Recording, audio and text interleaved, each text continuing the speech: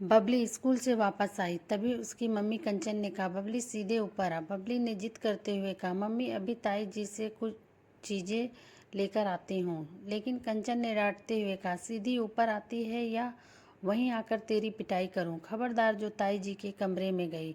बबली डर गई और सीधे सीढ़ियाँ चढ़कर ऊपर पहुँच गई। माँ के ऊपर गुस्सा करते हुए बोली, क्या हुआ मम्मी, आपको पता है ना ताई जी मेरे लिए कुछ न कुछ रखती हैं। अभी स्वीटी भी आ रही होगी, वो सारी चीज़ें उसे दे देंगी।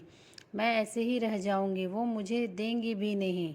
कंचन ने कहा, खबरदार जो आज के बाद ताई जी के पास गई। और स्वीटी को भी मैं देख रही हूँ, उसे भी आते ही सीधा ऊपर बुलाती हूँ। तभी नीचे स्वीटी की बस आकर रुकी। कंचन ने उसे भी बुला लिया। दोनों बहनें अपनी मम्मी से बहुत गुस्सा थी। स्वीटी ने आते ही पूछा, मम्मी क्या हो गया, ताई जी से कोई बात हो गई है क्या।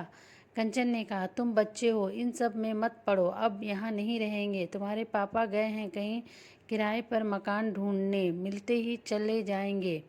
बबली बोली, लेकिन मम्मी हुआ क्या है, कुछ तो बताओ। कंचन ने कहा, बोला ना कुछ नहीं हुआ, चलो खाना खाकर पढ़ने बैठो। दोनों बहनें कानाफूसी करते हुए अपने कमरे में चली जाती हैं। शाम को पूरे घर का माहौल बदला हुआ था। कोई भी किसी से बात नहीं कर रहा था। कन्हैया लाल, उनकी पत्नी शांति और उनका बेटा रोहन तीनों ही अपने कमरे से बाहर नहीं निकले।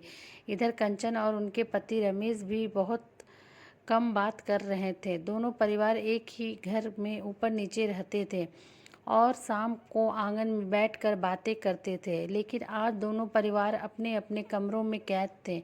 बबली और स्वीटी को कुछ भी पता नहीं था कि क्या बात है। अगले दिन सुबह कंचन ने दोनों बेटियों को जल्दी उठा दिया। सारा सामान पैक करके तैयार होकर बैठ गए। थोड़ी देर में गाड़ी आ गई जिसमें सामान चढ़ा दिया गया। घर में बिल्कुल सन्नाटा छाया हुआ था। दोनों बेटियां ताऊ जी और ताई जी को देखना चाह रही थीं, लेकिन वे दोनों अपने बेटे रोहन के साथ अपने कमरे में बंद थे। कुछ देर में सौरभ कंचन और दोनों बेटियों को लेकर वहां से चल दिए। बबली और स्वीटी दोनों रोते हुए ताई जी के कमरे के दरवाजे को पीटने लगी, लेकिन अंदर से कोई आवाज़ नहीं आई। कंचन दोनों को खींचते हुए ले गई और गाड़ी में बिठा दिया। कुछ ही देर में गाड़ी अपनी नई मंजिल की ओर चल दी। सालों से जो परिवार एक साथ रह रहा था, अचानक सब बिखर गया। सौरभ और कंचन एक किराए के मकान में रहने चले गए थे। नए घर में पहुंचकर कंचन सामान सजाने लगी।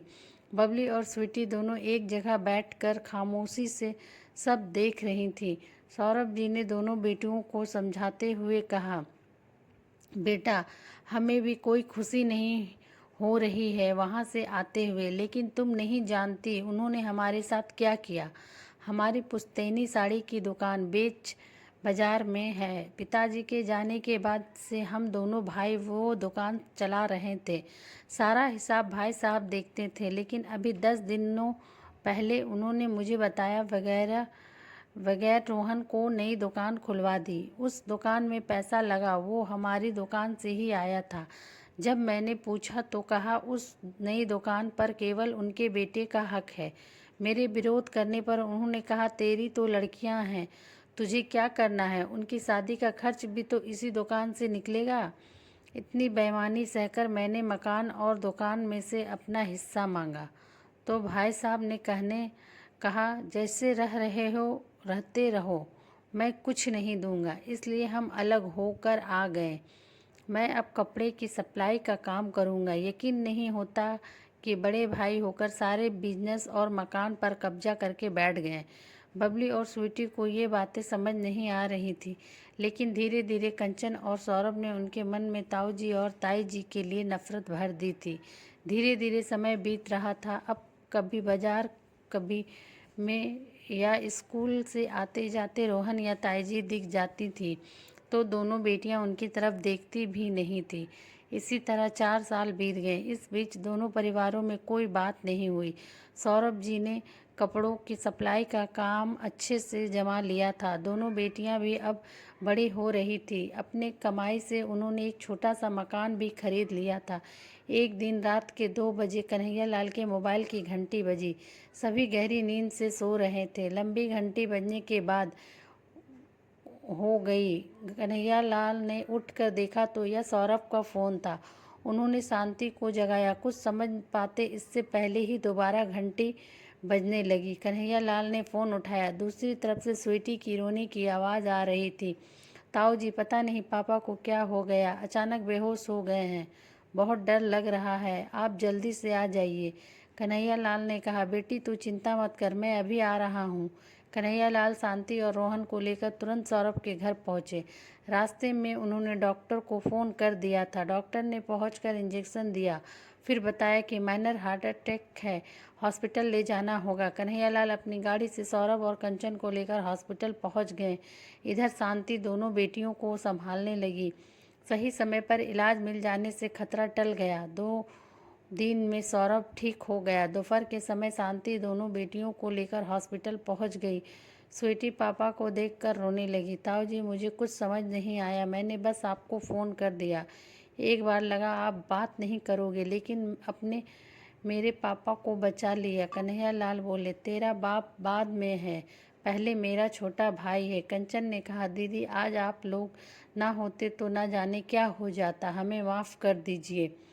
उसकी बात सुनकर सौरभ भी बोल पड़ा, हाँ भैया, मुझे माफ़ कर दीजिए, मुझे आपको छोड़कर नहीं आना चाहिए था।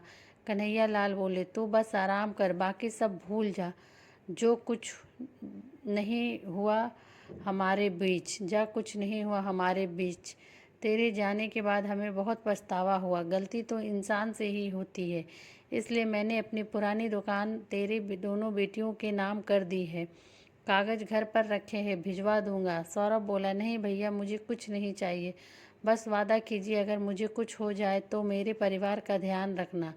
शांति बीच में रोकते हुए बोली, खबरदार, जो बुरा बोला तो तू मेरा देवर है, पर मैंने रोहन और तुझमें कभी फ़र्क नहीं समझा। रोहन को दुकान अलग इसलिए करवाई थी कि ये दुकान तुम्हें देकर हम तीर्थ पर चले जाएं, लेकिन तुमने तो कुछ और ही समझ लिया, या हम समझा नहीं पाए। सभी एक दूसरे से माफ़ी मांग रहे थे। तभी रोहन बोला, क्या अब मेरी बहनें मुझे राखी बांधेंगी? 4 साल हो गए, मेरी कलाई सुनी पड़ी है। यह सुनकर पूरा परिवार हंसने लगा। सब अपने पुराने मकान में वापस आ गए और नए मकान को किराए पर दे दिया। Please like, share and subscribe करें। Thanks for watching. मेरी इस